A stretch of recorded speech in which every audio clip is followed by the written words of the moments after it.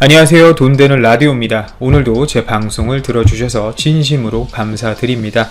바쁘시겠지만 좋아요, 알람, 구독 한 번씩 꾹꾹 눌러주시면 저희에게 굉장히 큰 힘이 됩니다. 한 번씩 부탁드립니다. 자, 오늘의 제목, 일본 경제 보복, 일본 TV 산업 줄도산, 스텔라 케미파 파산 위기, 그리고 파나소닉, 소니는 OLED 패널 못 구해서 TV 사업 파산 위기, 그리고 JDI는 OLED 생산 못해서 이미 마탱이감 이라는 주제로 여러분들과 한번 이야기해 보도록 하겠습니다. 자, 일본이 지난 2일 금요일이죠. 화이트리스트에서 한국을 본격 제외하면서 2차 경제보복을 단행했습니다. 일본 아베 진짜 아베크롬비도 이제 입으면 안 되겠습니다. 아베라는 글자가 들어가면 안 될 것 같아요. 자, 일본이 그렇게 자신만만해 하면서 수출 규제를 했는데 자신만만해 왔던 정치인들과의 모습은 다르게 일본 산업계 중에서도 특히 대한국 수출 비중이 높았던 반도체 소재 업계들과 TV 업계들은 정말 벌벌 떨고 있습니다. 일본 정부의 발언과는 너무나 다른 반응인데요. 실제 일본 기업들에겐 영향은 없을 것이라는 장담에도 불구하고 시장 점유율이 눈에 보이게 되면서 그 불안감이 여러 일본 내부 산업계로 확산이 되고 있습니다. 지난달 7월 초죠. 일본이 1차적으로 우리나라의 주요 산업인 반도체, 디스플레이 핵심 재료 3가지 품목, 포토레지스트, 에칭가스인 불화수소, 폴리이미드에 대해서 기존 방식인 포괄 허가가 아닌 건 바이 건으로 허가를 받아야 하는, 사실상 수출을 못하게 하는 건별 허가를 받도록 심사를 까다롭게 바꾸는 수출 규제, 즉 경제보복을 단행함으로써 삼성과 LG 디스플레이, SK하이닉스 등을 믿고 설비 투자에 천문학적인 금액을 들인 여러 일본 기업들이 이젠 2차 경제보복인 대한민국을 화이트리스트에서 제외함으로써 불안감이 아주 최고조로 높아지고 있습니다.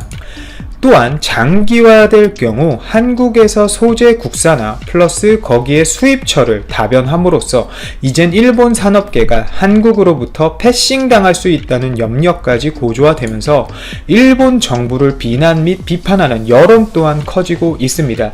실제 일본 여러 신문에 따르면 스텔라 케미파 같은 경우는 고순도 불화수소의 경우 지난 한 달 동안 한국에 수출을 할 수 없었고 그에 따라 매출이 전혀 생기질 않았다. 삼성전자 같은 경우는 업체에 있어서 굉장히 큰 비중을 차지하는 업체인데 특히 반도체 호황과 더불어 작년에 증설했던 공장의 가동 상태가 현재 좋지 않아 정말 걱정이 태산이다.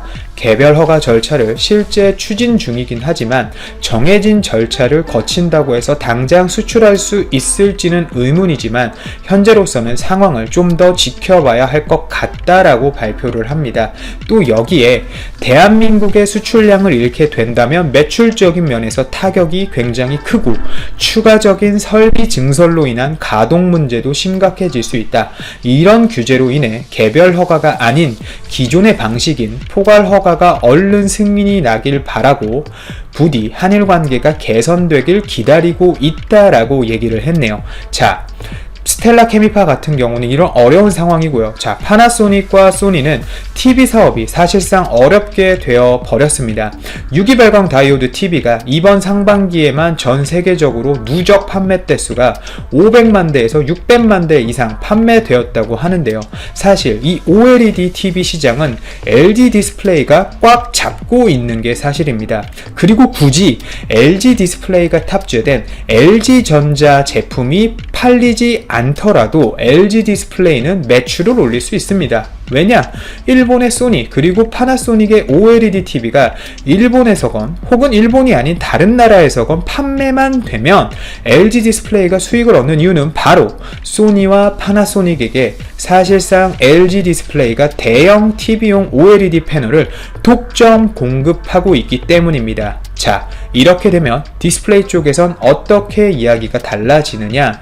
일본 수출 규제의 영향도 비교적 덜 받는 상황이기 때문에 오히려 이런 대형 OLED 패널을 생산하는 우리나라 여러 업체들, LG 디스플레이와 협력 중인 국내 업체들의 성장이 이루어질 수 있습니다. 자, 그리고 대형 OLED 패널 같은 경우는 수율 문제 때문에 생산성도 항상 문제가 되고 있습니다. 이 생산성을 향상시키기 위해 다들 그냥 공장을 계속 짓는 겁니다. LG 같은 경우도 중국의 현재 OLED 라인을 증축하고 있죠. 근데 이게 또 한 번 아베의 자충수인 게 우리나라 업체도 키워줄 수 있지만 이 규제로 본인들이 그렇게 또 경계하는 중국 업체들까지 키워줄 수 있는 상황이 돼버립니다. 사실 최악의 수죠. 아베의 이 수출 규제가. 지금 OLED TV는 아까 살짝 말씀드렸지만 생산성이 문제가 되고 있다고 말씀드렸죠.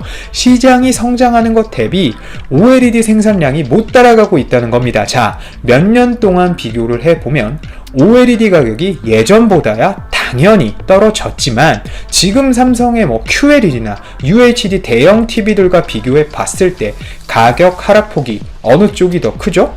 당연히 QLED나 UHD 쪽입니다. LCD 기반 패널이거든요. 얘네는 기존의 LCD는 잘해왔던 거예요. 우리나라에서도 그렇고 지금 중국에서도 잘해요. 생산성도 높죠. 수율도 심지어 좋습니다. 성능 말할 게 없죠. 계속 좋아지고 있습니다. 퀀텀 닷 등등 활용을 해서 LCD의 성능을 극한 끌어내고 있습니다. 근데 가격은 오히려 점점 더 큰 하락폭을 보이면서 떨어지고 있죠. 하지만 OLED는 아니란 겁니다. 그렇기 때문에 OLED TV의 가격적인 면이 너무 높기 때문에 일반인들이 쉽게 접근하지 못하고 있는 거예요. 근데 이 와중에 일본이 수출 규제를 가했고 우리나라가 현재 디스플레이까지 수출 규제 품목에 넣을지에 대한 강한 고심까지 하고 있습니다. 이 상황에서 딱 OLED 패널을 수출 규제 항목에 넣는다면 정말 어떻게 될까요? 중국 업체들이 아마 좋아서 난리가 날 거예요. 아주 박수치고 나팔 불고 대한민국에게 정말 고맙다고 절까지 할 수도 있습니다. 왜냐? LG 디스플레이 대형 OLED 패널이 중국 업체에게도 가거든요. 여태 이 중국 업체들은 대형 OLED 패널을 사용해서 TV를 많이 팔고 싶어도 팔 수가 없었어요. 왜냐? 중국 BOE가 대형 OLED 패널 팔리는 만큼 못 받쳐주거든요. 물량을. 거기에 이 패널의 성능과 수율 자체가 기본적으로 좋질 않습니다. 중국도 중국 제품을 안 쓰는 거죠.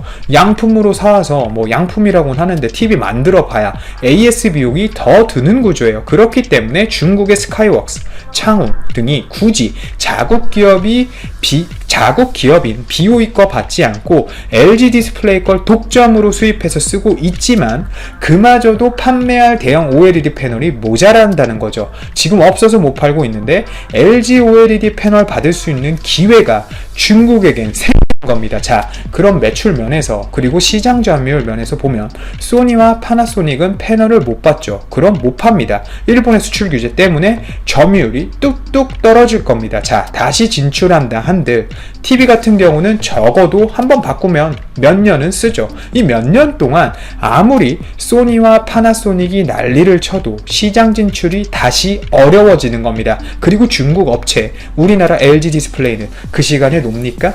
당연히 OLED TV에 대한 품질, 경쟁력, 성능 등을 높이겠죠. 자, 다시 한번 이 역사를 봤을 때 전자시장에서 한번 도태되면 다시 따라올 수가 없습니다. 자, 일본 JDI가 어떻게 망했습니까? OLED를 못 만들어서 사실상 망한 거 아닙니까? 시장 트렌드를 못 따라오는 거죠. 대만 컨소시엄 업체가 투자금 줄여다가 회사 상태 이런 말 하면 좀 그렇지만 이제 일본 업체니까 그냥 쓰겠습니다. 마탱이가 그냥 훅 갔으니까 답이 없어 보여서 투자 취소한 거 아닙니까? 그 와중에 당장 애플이 LCD 받을 게 좀 있으니까 겨우 어떻게 1조 원 정도 어떻게 구해다가 다 죽어가는 업체 심폐소생술 후후 불어서 살려준 거예요. 다 OLED 만들어서 LCD보다 뛰어난 화질을 스마트폰에서 이제 보여주는데 미쳤다고 애플이 계속 JDI가 생산하는 그 중소형 LCD를 사용할까요? 아니란 겁니다. 노트 10, S10, 노트 9, 기타 S 시리즈 등등 삼성의 중고가형 이상의 라인업엔 이미 오래전부터 LCD가 안 들어가요. 그마저도 요즘 나오는 중저가형이라는 A 시리즈에도 심지어 해서 OLED가 들어갑니다. 자, 중국의 화웨이, 오포, 비보, 샤오미 얘네 다 본인들 잘 팔리는 스마트폰들에 OLED 넣습니다. 이제 JDI는 사실상 끝났어요. 이 와중에 LG 디스플레이는 한일 갈등에도 불구하고 올해 OLED 패널과 OLED TV 생산 목표를 최대로 끌어올리고 그대로 유지하겠다고 합니다. 또 그 와중에 일본이 더 열받는 소식은 LG 디스플레이가 불화수소 대체품을 찾았다는 겁니다. 실제 일본이 한국 수출 규제로 타격을 주려는 품목 중 불화수소가 LG 디스플레이에겐 문제였는데 이젠 일본산 대신 대만, 중국산을 들여오고 있고 실제 국내 불화수소 생산 업체와 협업해서 소재 국산화에 열을 가하기 위해 열심히 테스트하고 있다고 합니다. 또 폴리이미드 자체는 아예 OLED TV 제조 공정에 쓰이지도 않았고요. 자, 삼성전자 같은 경우도 며칠 전 제가 말씀드렸지만 액체 불화수소 같은 경우는 이미 국산화에서 이원화 및 확대 적용을 위해 라인에 테스트까지 하고 있는 상황입니다. 또 한번 얼른 국산화 성공 소식이 우리 산업계에 들렸으면 좋겠습니다. 오늘도 제 방송을 들어주셔서 진심으로 감사드립니다. 바쁘시겠지만 좋아요, 알람, 구독 한 번씩 꼭 부탁드립니다. 감사합니다. 러시아 불화수소 대체 가능성. 정부 관계자는 11일 러시아가 최근 외교 채널 자국산 불화수소를 우리 기업에 공급할 수 있다는 뜻을 정부 쪽에 전해왔다. 우리 정부도 일본이 불화수소 공급을 일시 중단한 지난해 11월 이후 일본산 수입을 대체할 경로를 계속 찾아왔다고 말했다. 지난 10일 문재인 대통령 주재로 열린 경제계 주요 인사 간담회에서도 러시아산 불화수소 수입 문제가 언급됐다. 수입처 다변화 대책이 논의되던 중 김영주 한국무역협회장이 러시아 정부가 주로 한국 대사관을 통해 불화수소를 생산하는 데 러시아가 일본보다 더 우수한 기술을 보유하고 있다. 일본산보다 순도가 높은 러시아산 불화수소를 삼성에 공급할 수 있다는 뜻을 전해왔다고 밝힌 것이다. 일본의 반도체 핵심 소재 수출 규제 조치와 관련해 러시아가 우리 정부에 이른바 에칭가스로 불리는 불활수소 공급을 제한했다는 가능성에 대해 반도체 업계는 신중하게 지켜볼 필요가 있다며 보수적인 입장을 나타냈다. 기존에 운용하던 공정에 적합한 소재인지 품질 테스트를 거쳐야 하는데 이 과정이 최소 1개월가량 걸릴 것으로 예상돼 단기적 해결책이 되기도 어렵다는 게 업계의 공통된 시각이다. 12일 정부와 업계 등에 따르면 러시아는 최근 외교 루트를 통해 자국에서 생산한 불활수소를 한국 기업에 공급할 수 있는 의사를 우리 정부에 전달한 것으로 알려졌다. 불화수소는 반도체 제조 공정에 수차례 쓰이는 재료로 회로를 원하는 모양대로 식각하는 공정에 쓰여 에칭가스로도 불린다. 러시아 측은 자신들의 불화수소가 일본 제품보다 순도가 높아 더욱 고품질인 것을 강조한 것으로 전해진다. 한국무역협회에 따르면 올해 1월부터 5월까지 불화수소의 국가별 수입 비중은 일본이 43.9%로 가장 많았고 중국 46.3%, 대만 9.7%, 인도 0.1% 등으로 나타났다. 지난 10일 청와대에서 문재인 대통령 주관으로 열린 경제인 간담회에서도 일부 참석자가 화학 분야에 강점이 있는 러시아, 독일과 협력 확대를 검토해야 한다고 발언한 것으로 알려졌다. 이를 두고 정부와 여당은 반도체 소재 수입선 다각화 측면에서 긍정적으로 평가하는 분위기다. 추미애 더불어민주당 의원도 이날 국회에서 직접 주최한 토론회에서 러시아산 불화수소 대체 공급 가능성이 거론되는 것과 관련해 문 정부의 북방 정책의 성과라고 자평했다. 하지만 삼성전자, SK하이닉스 등 국내 반도체 기업들은 공식 입장을 자제하면서도 우리 기업들에는 접촉되지 않아서 확인되지 않고 있다고 했다. 반도체 업계 한 관계자는 러시아 측이 불화수소 공급을 제한한 것과 실제 우리 기업들이 그것을 일본 제품의 대체제로 사용하는 것은 다른 차원의 이야기라고 신중한 태도를 보였다. 이는 외부 오염과 재료 안전성 등이 100% 담보돼야 하는 반도체 제조 공정상의 특징 때문이다. 원재료인 실리콘 웨이퍼 투입부터 완제품 생산까지 반도체 공정은 평균 600여 개로 분류된다. 이 중에서 불화수소가 사용되는 공정은 사용되는 제품군마다 다르지만 수십여 번에 달한다. 특히 반도체 회로가 얇고 미세해지는 나노 단위의 초미세 공정에 해당되는 제품일수록 계층용 불활수소의 고순도가 필수적이다. 실제 삼성전자와 SK하이닉스 등도 일본 외 국내 기업에서 불화수소를 일부 공급받고 있지만 이는 공정의 초기 단계에 해당되며 100% 수준의 초고순도 불활수소는 전량 일본산에 의존하는 것으로 전해진다. 이재용 삼성전자 부회장이 지난 7일 일본으로 급히 출장을 떠난 것도 수주일 정도에 재고밖에 남지 않은 고순도 불화수소 확보가 최대 목적인 것으로 분석된다. 더욱이 수십여 종의 화학물질을 사용하는 반도체 공정에선 동일한 소재라 하더라도 온도, 습도 등의 외부 환경에 의해서 물질적 특성이 바뀔 경우 공정상 오염이 발생할 수도 있다. 반도체가 생산되는 시설을 클린룸이라고 부르는 것도 항온 방수를 통해 외부 오염원 반입을 철저하게 막아야 하기 때문이다.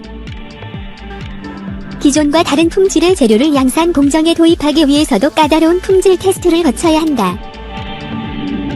반도체 업계 전문가는 장비와 소재 품질 테스트는 최소 1개월에서 최대 6개월에 달할 만큼 완벽에 가깝게 진행돼야 한다면서 당장 양산에 투입할 일본산 불화수소도 부족한 마당에 대체제로 러시아 제품의 테스트까지 거치기엔 시간적 부담이 크다고 말했다.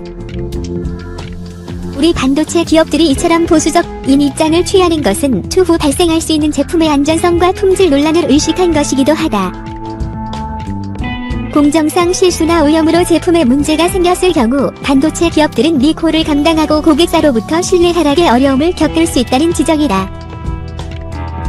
과거 삼성전자의 경우도 신나노 서버 D램을 아마존에 공급하면서 제품에 불량이 발생해 클레임을 받은 바 있다.